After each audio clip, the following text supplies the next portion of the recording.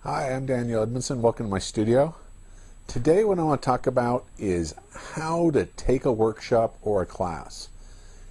And that might seem like it's kind of a silly topic for discussion, but I've done so many workshops over all the years with so many very talented artists, and about halfway through my workshop lifetime, I realized how to do it. And you ever notice when you're sitting there working on a painting, the instructor will come up and say, oh, this shoulder's too high, or this eye is too high, or this vase is misshapen.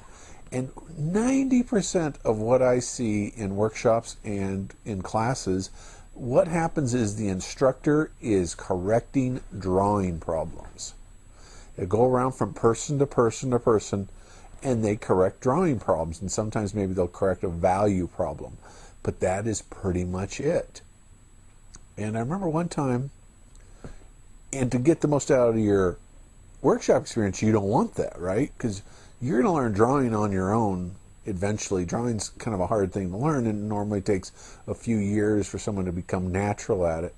But you're going to learn that on your own anyway. And having someone come along and tell you that the shoulder is too low when you've paid $1,000 to go travel somewhere and study with this guy is just not a good use of your money. So what you need to do is be a little bit more proactive on that. And let me tell you a little interesting story about that. One time I was taking a class at the Denver Art Students League down in Denver with a very talented artist, a real good artist, and he was doing a demo. And he started to do his demo, and I think this was a typical 3-hour class. And about an hour into it, I started to notice people started drifting off and going and working on their own paintings, right? And this particular guy wasn't a super dynamic speaker or anything, but he was very immensely talented. So he definitely had a lot of good information. You just had to know how to pull it out of him.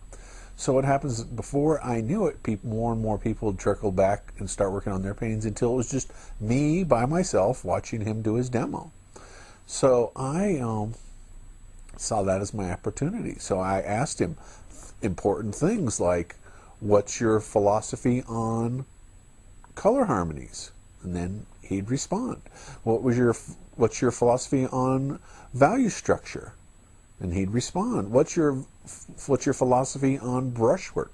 How do you think brushwork should be applied? And what's the easiest way to get this brushwork? And so on and so forth. So I've sat there and I asked him all these questions that had nothing to do with drawing. If you want drawing, take a drawing class.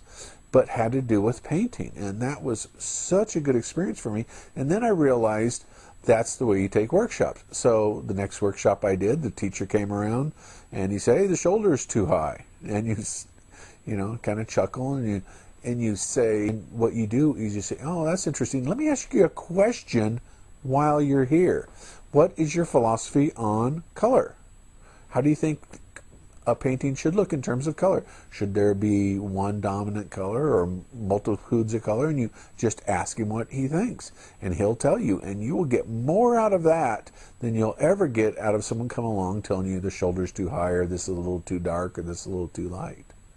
So think about that. Make a list of questions next time you go to a workshop, and those questions would normally address the key areas, which are color, value, edges, paint application, and drawing as a secondary or the last choice, because you get plenty of that on your own. And trust me, eventually everyone learns drawing. Okay? That's Dan Edmondson with another tip of the week. Have a great day. Next time you're at a workshop, think it out. See if you can get more out of it than what you've ever got before. Have a great day.